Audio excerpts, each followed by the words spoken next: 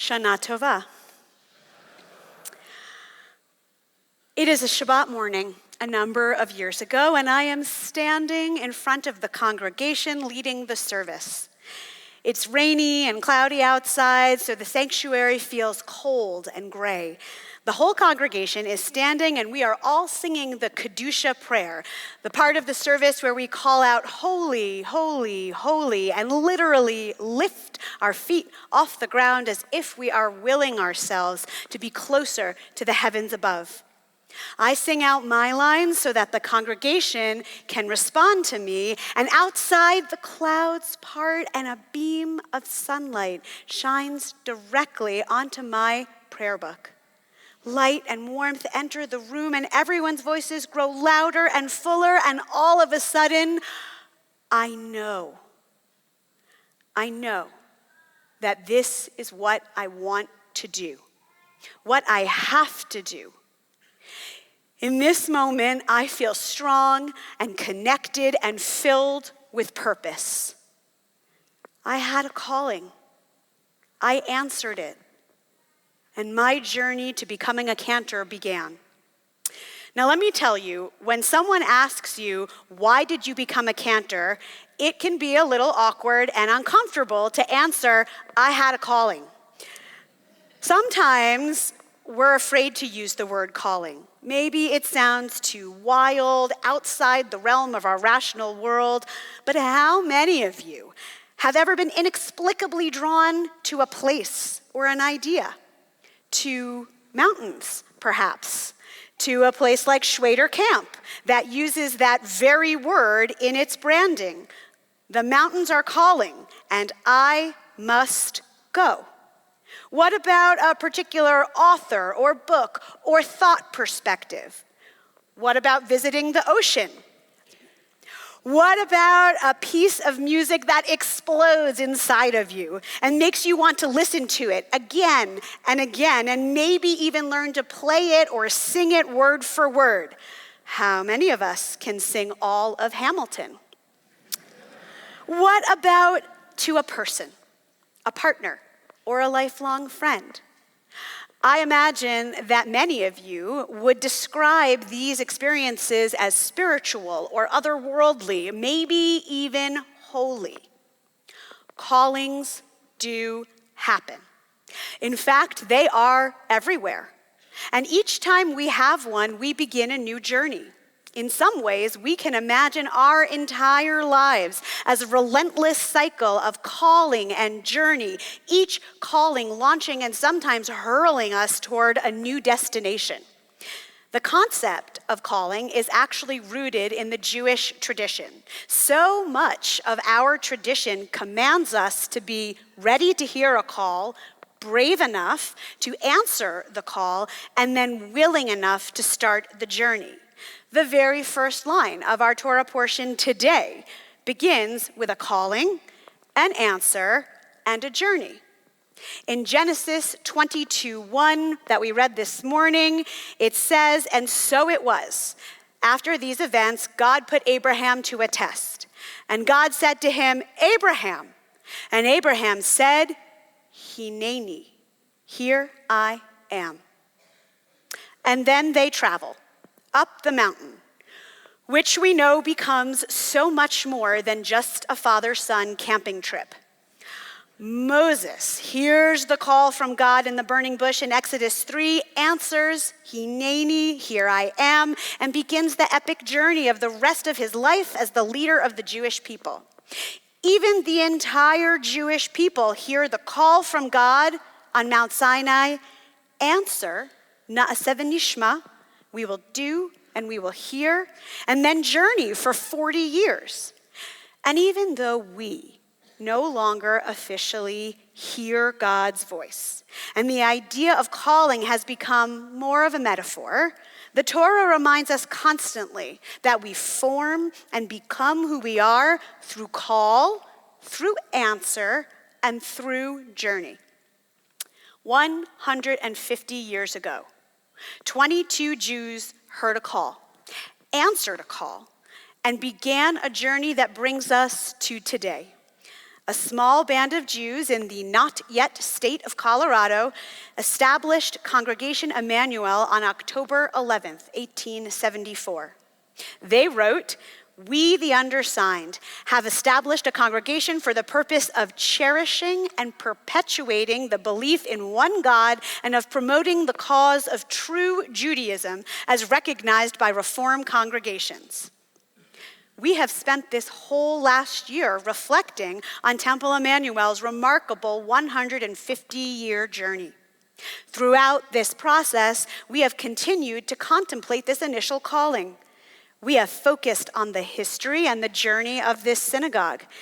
Literal journeys from one place to another, Curtis Street to Pearl Street to Grape Street, and timelines and congregational size benchmarks. And yet what moved me throughout this year is how much of the journey of Temple Emanuel is filled with the callings of so many extraordinary individuals.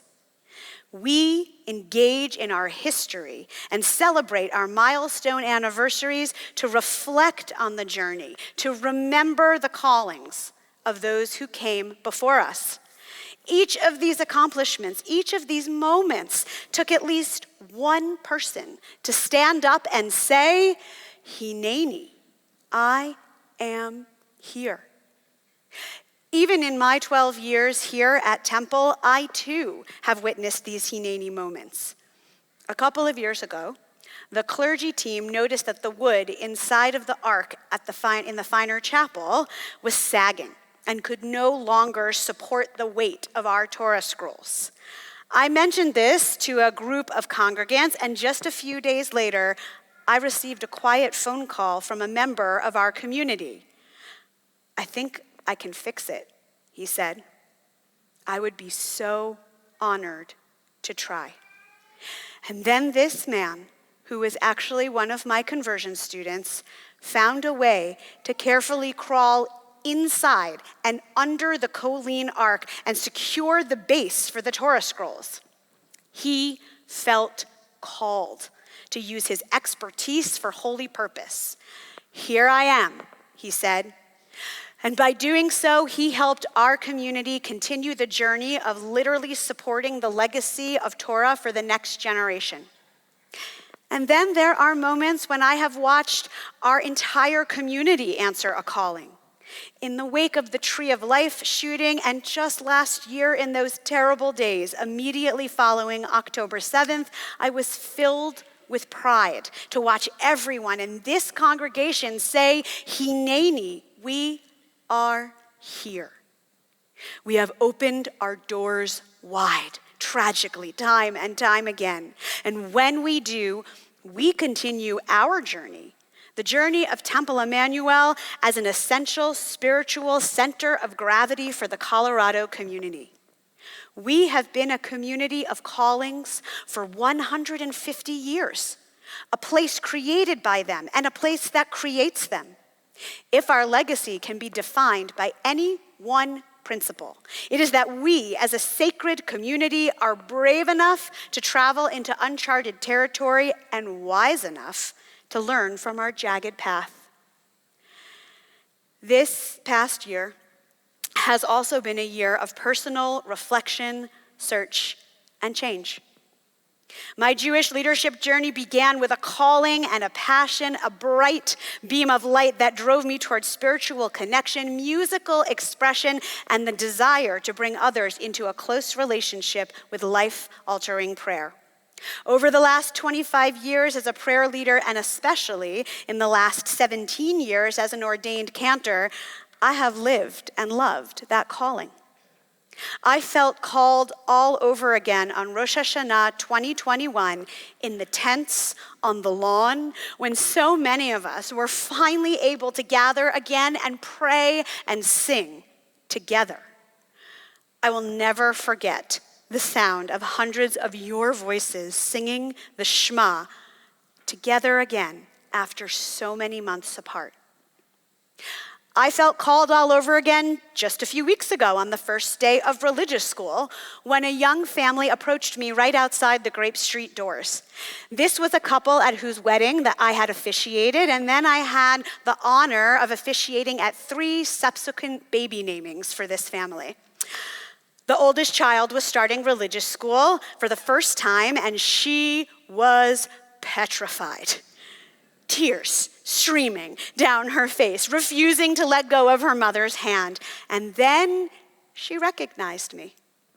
From Tat Shabbat and from being in her home during each of her siblings' namings, she looked up at me and smiled, wiped the tears from her face, snot and all, and gave me her hand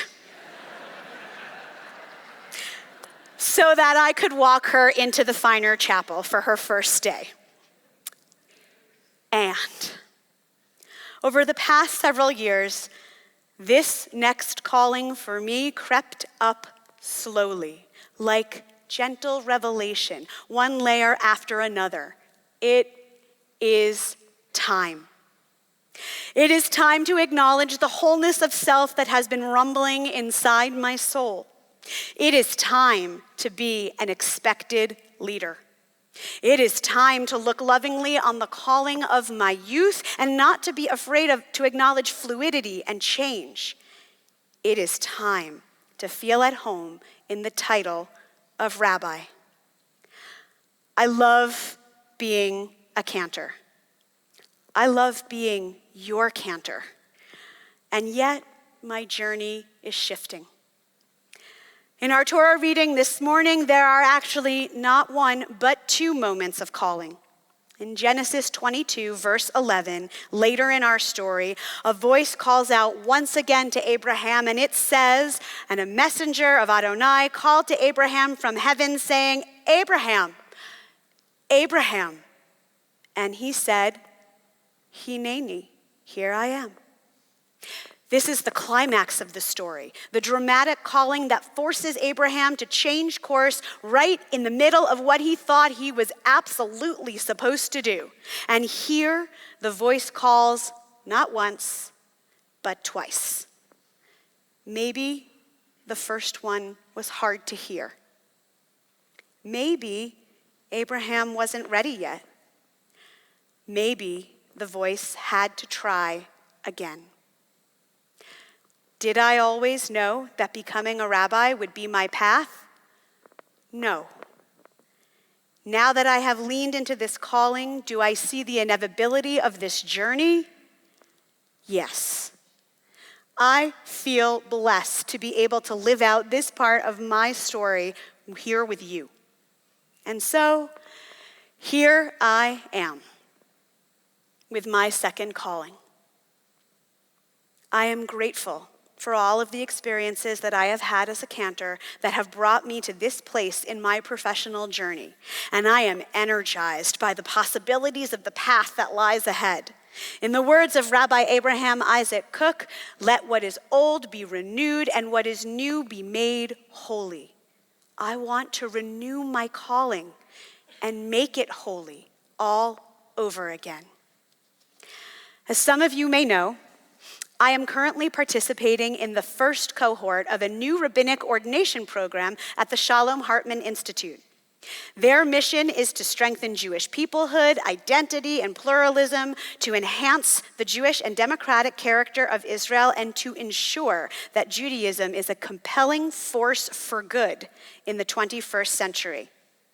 In the words of Yehuda Kurtzer, president of the Shalom Hartman Institute, the Hartman Rabbinic Program for New North American Rabbis has been specifically created to develop a rabbinate that brings Jewish wisdom and thought leadership to the central challenges facing Jewish life, to create more rabbis who can be visionary guides in our contemporary wilderness. I am honored to have been asked to join this group of 13 extraordinary individuals, all of whom have already made meaningful impact in their own communities. Through this revolutionary program, I will officially become Senior Rabbi Elizabeth Sacks on July 1st, 2025. For the rest of this year, I will still be Senior Cantor Elizabeth Sacks. And I will hold on to that title with great love. When the time comes to put the title of Cantor away, I will do so secure in the knowledge that our current clergy team and whomever we bring on next as our new cantorial presence will love and nurture the holy musical vision of Temple just as I have. Now, as much as my gaze is starting to shift toward the future, it is impossible to talk about what comes next without reflecting on where we have been. This past year, the world dramatically shifted as well. On October 7th, 2023, we all felt the rupture. All of a sudden, these questions about the point and purpose of Jewish leadership that were swirling all around me in the wake of my second calling started to permeate every conversation that I was having here at Temple and out into the community. From college students to conversion students, from teens to top professionals, I had countless conversations over these past months with people from every political perspective. Many of us have been on a journey of Jewish identity this year, and many of us felt an urgent pull toward our Jewish values this year. You, all of you, ran in the park to bring attention to the hostages, and you traveled to Israel so that you could help pick fruit or pack clothes or do anything that they needed there. You met with your principals and school administrators to advise on how to have nuanced discussions on anti-Semitism and anti-Zionism, and some of you cried in my office when you lost lifelong friends because you just couldn't accept their narrative of the world anymore. So many of you heard a calling, answered it with Hineni, I am here, and began a journey to live out your Jewish identity in all of your communities, in your schools, in your clubs, in your jobs, and with your families. The state of the world necessitated a calling. So many of you seized on it, and your path in life was transformed. We are at a unique and crucial moment in the journey of the Jewish people and the journey of this congregation.